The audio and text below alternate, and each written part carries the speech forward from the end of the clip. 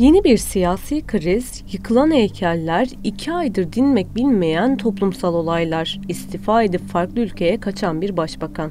Dünya yeni bir isyanla tanıklık ediyor. Politik gerilimlerin yeni durağı Bangladeş. Videoya geçmeden önce kanalımıza abone olabilir, beğen tuşuna tıklayarak bize destek olabilirsiniz.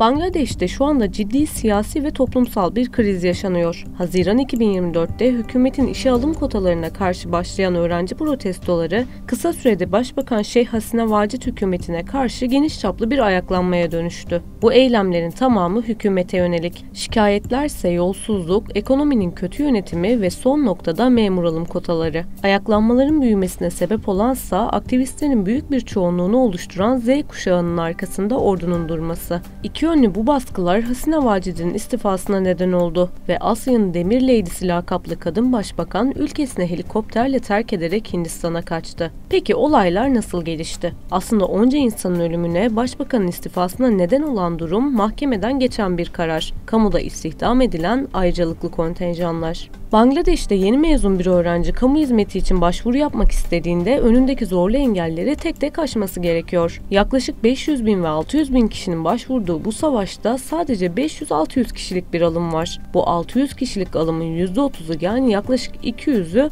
1971 Bağımsızlık Savaşı özgürlük savaşçılarının torunlarına ayrılıyor. Yani Bangladeş'in işsizlikle mücadele eden gençleri zaten kamu alımlarının az olduğu bir süreçte bir de ayrıcalıklı kontenjanlarla başa çıkmak zorunda kalıyor. Protestolar nedeniyle bu kontenjanlar 2018'de kaldırıldı. Yüksek Mahkemenin Haziran'da kontenjan sisteminin yeniden uygulanması yönünde karar alması, protestoların Temmuz'da yeniden başlamasının çıkış noktası oldu. Dhaka Üniversitesi öğrencileri 15 Temmuz'da kontenjan kararında reforma gidilmesi için pankart ve bayraklarla gösteri düzenlemeye başladı. Üniversitedeki gösterilerde arbede çıkması ve polisin müdahalesi sonucu 6 kişi yaşamını yitirdi, 250 öğrenci yaralandı. Protestocu öğrenciler liyakate dayalı sistem talebiyle gösterilerini sürdürürken hükümet 18 Temmuz'da ülke genelinde hayatı durdurma eylemi başlattı. Hükümet şiddeti durdurmak için süresiz sokağa çıkma yasağı, internet kesintisi ve kamu toplantılarına yönelik yasaklar gibi katı önlemler almaya çalıştı.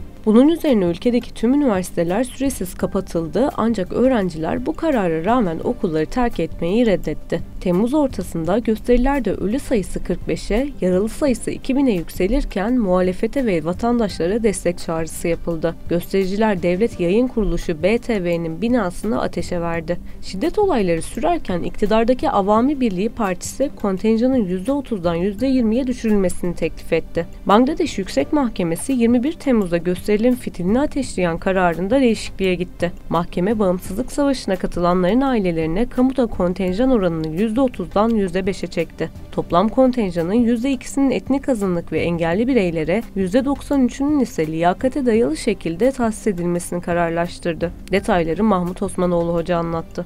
Öğrenciler bir yerde memnun oldular ama geriye iki talepleri daha vardı. Yani bu tutuklananların, gözaltına alınanların öğrencilerden serbest bırakılması ve bakanların istifa etmesi. Bu gerçekleşmedi. Hükümetle yapılan görüşmeler de sonuç vermeyince bu sefer öğrenciler bu hareketi, önceki hareketleri ayrımcılığa karşı protesto hareketleriydi. Ama daha sonra non-cooperation movement dediğimiz, yani hükümetle veya devletle yardımlaşmama, devleti izole etme diye ifade edebiliriz. Bu aslında hareket Gandhi'nin de, yani Hindistan'ın kurulmasında etkisi olan Gandhi'nin de hareketiydi. Non-cooperation movement, İngilizlere karşı bir tavırdı bu. Aynısını bu öğrenciler Bangladeş'te uyguladılar ve neticeye de vardılar. Çünkü ordu ve güç odakları işin ciddiyetini anladılar. Cemaat-i İslami detayı önemli. Çünkü Bangladeş Başbakanı Hasina 23 Temmuz'da protestolarda yaşanan şiddet olaylarına ana muhalefetteki Bangladeş Milliyetçi Partisi ile Bangladeş Cemaat-i İslami Partisi'nin neden olduğunu savunmuştu. Peki Cemaat-i İslami Partisi kimlerden oluşuyor ve beklentileri ne? Bu hareket 1941'de Mevdudi tarafından Pakistan'da kuruluyor. Kendilerini komünizme karşı İslamcı bir grup olarak tanımlıyorlar. 1971'de Bangladeş'in bağımsızlığına karşı çıkıyorlar. Sebebi ise Hindistan'a karşı ortak mücadele etme fikri. Bangladeş'in bağımsızlığının bu ortaklığı bozacağı düşünülüyor ve bölünmeye neden oluyor. O zamandan sonra farklı bir Cemaat-i İslami kolu Bangladeş'te yapılanıyor. Hasina'nın babası Şeyh Mucibur Rahman'ın kurduğu Avami Partisi ile her zaman zıt hareket ediyorlar. En son Hasina döneminde yasa dışı ilan ediliyor. Hatta bazı üyeler idam ediliyor. 2009'dan sonra yani baskılar gitgide arttı. Siyasi partiler ana muhalefet seçimlere katılmamaya başladı. Diğer partiler bir şekilde şeytanlaştırıldı, hapislere atıldı, idam edildi. Bu Cemaat-i İslami meselesini hatırlayacaksınız.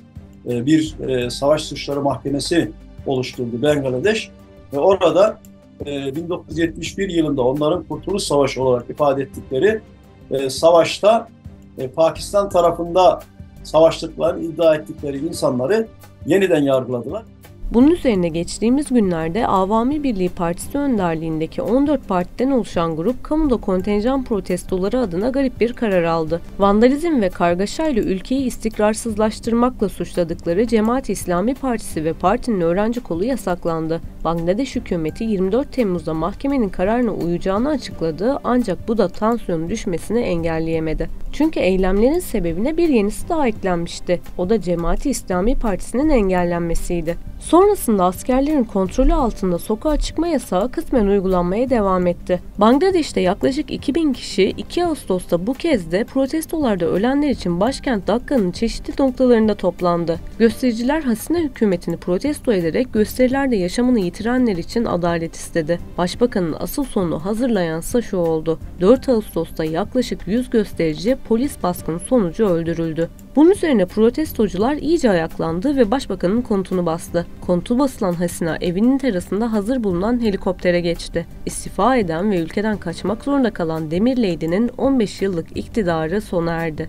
Öfke öyle bir boyuta ulaştı ki özgürlük ikonu olan babası Şeyh Mucibur Rahman'ın heykelleri dahi devrilip tahrip edildi. Peki özgürlük ikonu olarak anılan Şeyh Mucibur Rahman kim ve neden önemli? Şeyh Mucibur Rahman 1949'da Avam Birliği'ni kuranlardan biri. Darbeyle giden bir lider. Bangladeş'in ilk başbakanı. Şeyh Mucibur Rahman 1971'de Bangladeş'e bağımsızlığını kazandıran Büyük Kurtuluş Savaşı da dahil olmak üzere Bangladeş halkının önemli hareketlerini yönetti. Ülkesinin uluslararası arenada yer bulmasını sağladı. Ancak tarihler 15 Ağustos 1975'i gösterdiğinde askeri darbeyle devrildi ve 2 kızı dışında tüm ailesi öldü. İşte o 2 kızdan biri Şeyh Hasina, babasından miras kalan devleti yönetmeye devam etti. Ancak işler yine yolunda gitmedi. Çünkü Şeyh Hasina uzun zamandır siyasi muhaliflerine, eleştirmenlere ve medyaya karşı baskıcı otoriter tedbirler uygulamakla suçlanıyor. Hasina'nın rejimi sırasında hükümet aleyhinde konuşan herkesin kaçırılması, yargısız infazla maruz kalması veya hapsedilmesi olağan bir durum.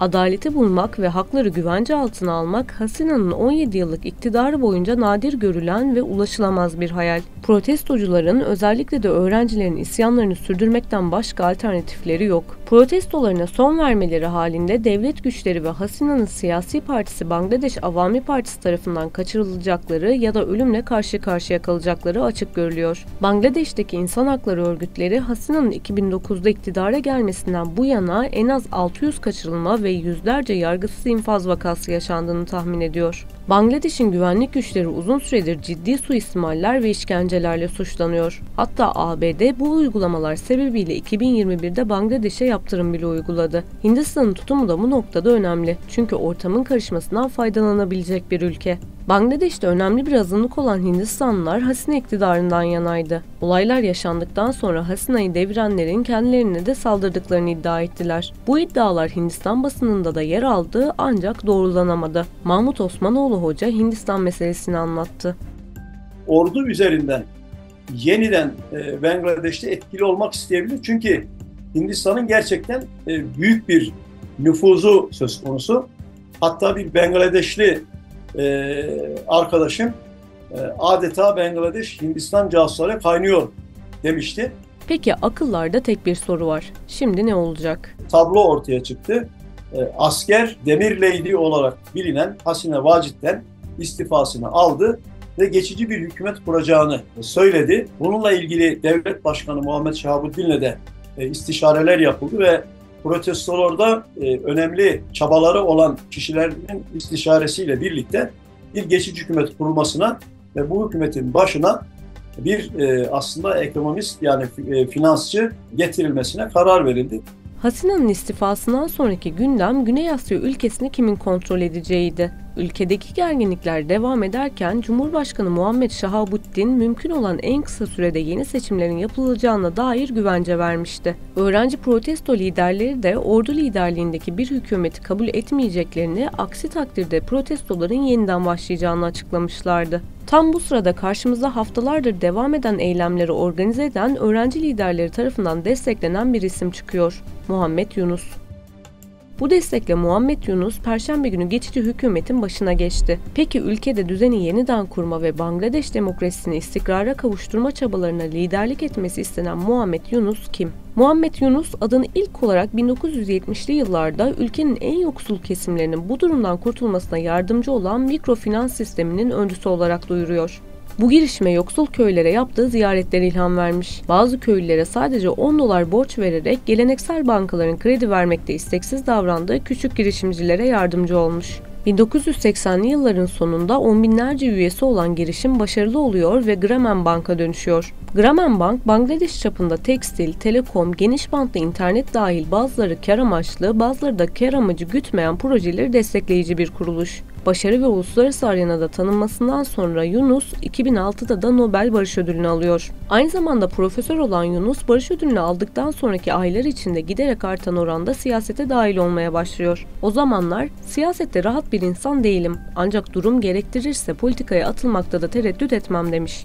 Ancak siyasi istikrarsızlığın yoğun olduğu ülkede hükümete karşı yüksek sesle eleştirileri düşman edinmesine de yol açıyor. İktidara geldiği ilk zamanlarda Başbakan Şeyh Hasina, Yunus'u iş faaliyetleriyle yoksulların kanını emmekle suçladı ve hakkında bir dizi soruşturma başlattı. Yunus ve taraftarları soruşturmaların siyasi amaçlı olduğunda ısrar etti. Geçen yıl Birleşmiş Milletler, Bangladeş hükümetini siyasi rakiplerine muamelesi nedeniyle eleştirdi. Siyasi gerilim yükselmeye devam etti.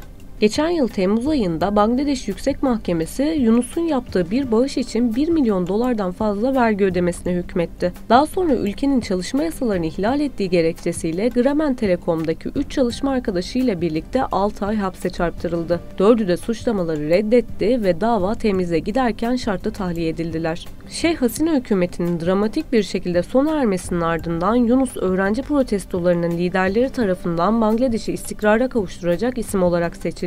Muhammed Yunus, Hasina'nın istifası haberine Bangladeş özgürleştirildi tepkisini vermişti. Hasina orada olduğu sürece işgal altında bir ülkeydi. Bir işgalci güç, bir diktatör, bir general gibi davranıyor, her şeyi kontrol ediyordu. Bugün tüm Bangladeş halkı kurtarılmış hissediyor, sözleri de ona aitti. Yunus'un muhtemelen ilk işi daha fazla olaya yol açabilecek iktidar boşluğunu çabucak doldurmak için bir geçiş hükümeti kurmak olacak. Yunus'un uluslararası destek bulması ilk aşamada çok önemli. Bangladeş'in iyi giderken kırılma yaşayan ekonomisini de düzeltmesi bekleniyor.